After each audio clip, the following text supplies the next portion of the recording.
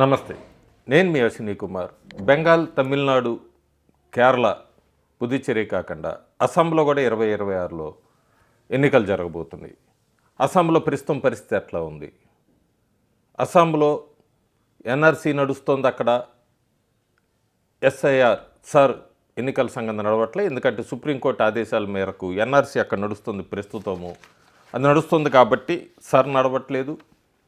2019లో ఎన్నికలప్పుడు దాదాపు 19 లక్షల మందిని అక్రమ వలసదారులు లేదా ఫేక్ ఓటర్ ఐడెంటిఫై చేశారు ఆ ఎన్ఆర్సీ ప్రాసెస్ అప్పుడు. ప్రస్తుతం వాళ్ళందరూ కూడా ఎపీల్లో ఉన్నారు. 2021లో కూడా నడిచింది. ఇది సంవత్సరంలో రివిజన్గా జరుగుతూనే ఉంటుంది అస్సాంలో.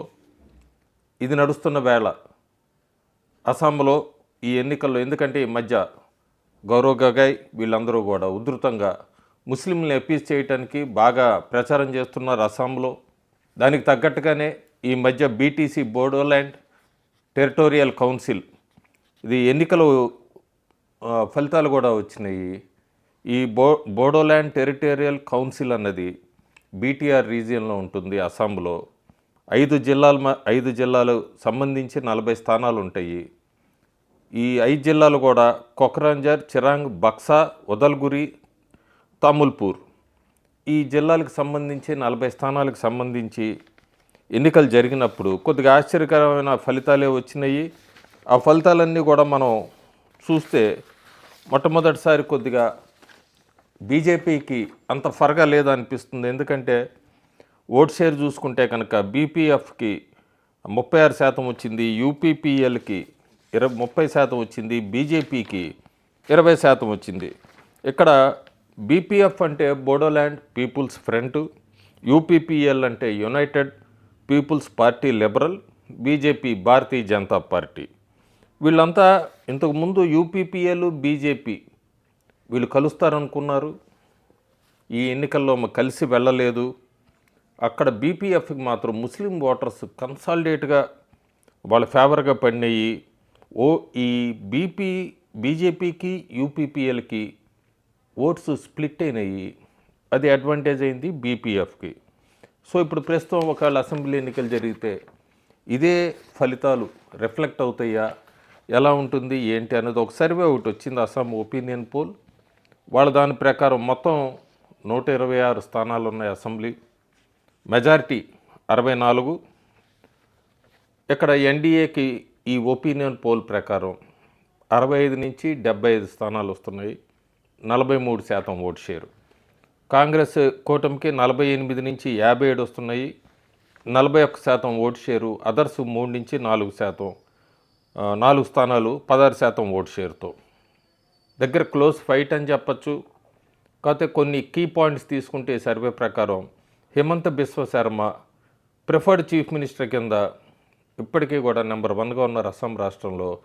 ప్రజల్లో అతను చేస్తున్న అభివృద్ధి ఇదంతా కూడా బాగా ముందుకెళ్తోంది. కాకపోతే 10 సంవత్సరాల నుంచి ఉన్న ఎమ్మెల్యేలు, ఎన్డీఏకి సంబంధించిన వాళ్ళ మీద తీవ్ర వ్యతిరేకత ఉంది, యాంటీ ఇన్కంబెన్సీ ఉంది. వీళ్ళ స్థానాలు మార్చాలి, క్యాండిడేట్లను కూడా మార్చాలి. పోలరైజేషన్ మాత్రం పీక్ వెళ్తుందని చెప్పచ్చు. రెండు వైపులా ఎన్డీఏ వైపు హిందూస్ వీళ్ళ ఓట్ బ్యాంకు, అట్లాగే కాంగ్రెస్ కూటమి వైపు ముస్లిమ్సే కాకుండా కొంతమంది హిందూ ఓట్స్ కూడా.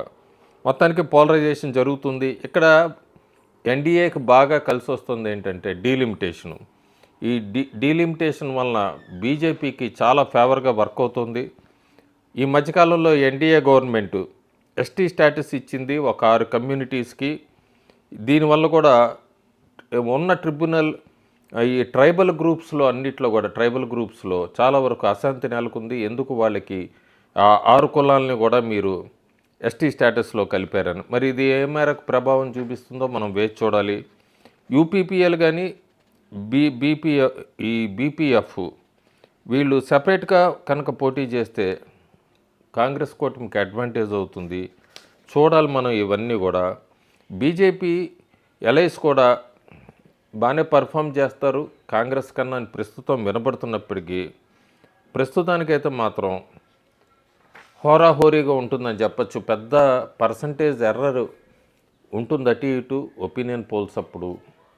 దగ్గర క్లోజ్ ఫైట్ అనే చెప్పచ్చు. ప్రస్తుతానికి ఎన్డీఏకి అడ్వాంటేజ్ ఉన్నా కూడా అస్సాంలో రాబోయే రోజుల్లో ఇది ఎటు టర్న్ తీసుకుంటుందనేది అయితే వేచి చూడాలి. ఈ మధ్య మనం చూసిన బీటీసీ ఎన్నికల్లో అయితే మాత్రం కొద్దిగా బీపీఎఫ్కి అడ్వాంటేజ్ అయింది. ఎందుకంటే బీజేపీ, యూపీపీఎల్ విడిగా పోటీ చేయటం వల్ల కలిసి ముందుకెళ్తారా, బీజేపీ ఒంటరిగానే వెళ్తుందా, ఇవన్నీ కూడా మనం కొన్నేళ్ళు వేచి చూస్తే తెలుస్తుంది. ప్రస్తుతానికి ఇది ఒక వార్నింగ్ బెల్ అని చెప్పొచ్చు ఎన్డీఏకి అస్సాంలో. Thank you.